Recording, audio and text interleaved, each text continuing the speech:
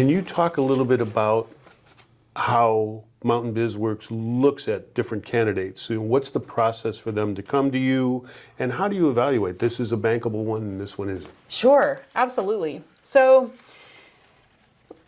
folks can get connected with a lender on our website. We've got a loan inquiry portal on our website, mountainbizworks.org. And so for people who are thinking about a business and they think they're ready to meet with a lender, they can schedule an appointment with us like that. And so what they'll want to have prepared kind of before they come for that meeting, is they'll want to make sure that they've got a really well documented plan. So there's a lot of power in creating a business plan. It's not a mandate. Folks don't have to have a written business plan in order to get a loan, but it is really helpful because it helps people think through some of the pieces of their business, like what is their marketing plan, who's their client audience, who's their sort of target market. So folks want to think through all of those aspects of their business before they meet with a lender, so that they have a really clear picture also of their financial needs.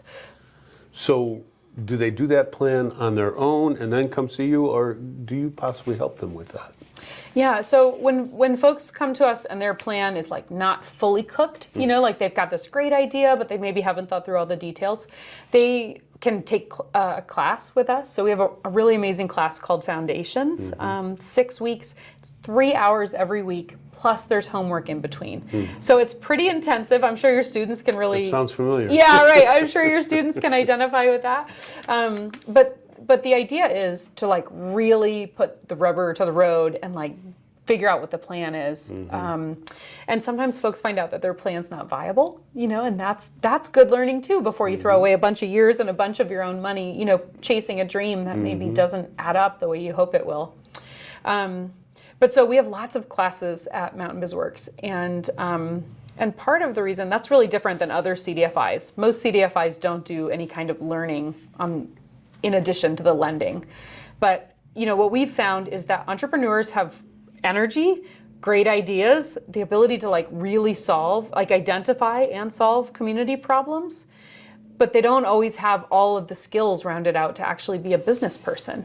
And so in order for them to really be successful at solving those community problems, they need access maybe to, learning about how to work a spreadsheet, an Excel spreadsheet, or how to work QuickBooks, like how can you track those financials as you're starting to bring revenue into your business. And so in order to get a loan, they have to, number one, have a really tight plan.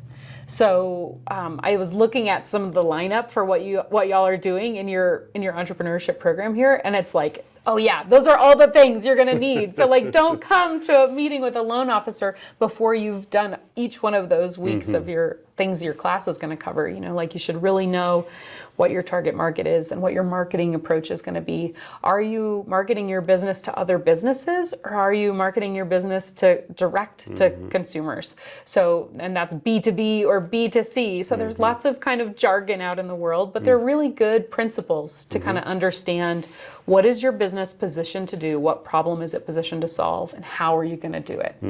And so, once folks can really answer that question, the lender will start going through in detail their finances. And so a business loan with us is a very personal loan. One thing that surprises people is they think maybe their business lives as an entity separate from themselves, and that's not really the case. So that lender is going to be pulling someone's credit, to find out what their credit score is. And we don't actually have a minimum credit score, so which is really different than a lot of places. Yeah. So we understand that life happens, and that sometimes that can really impact someone's credit score. But what we do want to know is like, does it add up? So, for example, if someone had a lot of hardship in the middle of COVID and, maybe they lost their job and, bills started piling up, and so their credit score really took a hit, like we want to understand what the story is there. And like, did they start paying things back once they got a job again and got back on their feet? Trying to kind of put together the full picture for a person's sort of financial character. But so that lender is also going to ask someone to make a household income, assessment. Like, how much do they really need to make in order to to live. You know, if they have kids maybe, or maybe they're paying a mortgage or they have rent or a car payment, you know, like every one of us has our own personal needs. And so making sure that the business is positioned to be able to meet those, or that we have a plan that accommodates what's real. Yeah. So, for example, the other day I just met with someone who's wanting to start a bakery. And she kind of recognizes that that's a business that has pretty slim margins, and it requires a real full client load customer load, in order to make ends meet, right? For the business to be fully solvent.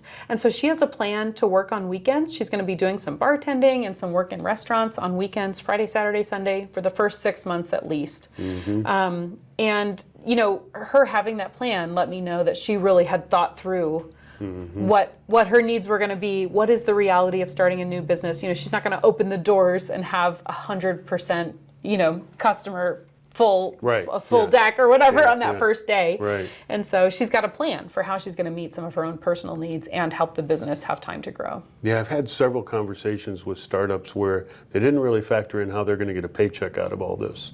Had a great idea, Yes. and they know what they love and have a passion about, but how do I use this to pay my bills is a whole nother evaluation. Absolutely. Yeah. Well, and there's sort of this principle of, you know, like if you're building a fire, right? Have you ever gone camping and like built a campfire? Big time. Okay, good. Yeah. So, you know, if you like spend all this time getting kindling, you know, you're maybe like shaving with your knife some pieces off some logs or sticks or whatever, and you're getting some small sticks. Well, if you start throwing giant logs on that fire before it really has had a chance to catch on some smaller kindling, it's just out. Right? And so that's the same principle with business. Like if you saddle a brand new business with too much debt, it's like suffocating it. Yeah. And that can really happen in particular if you're looking to meet all of your your own personal needs, or your, you know, if you're trying to like finance your paycheck for the first year, that can be really tough.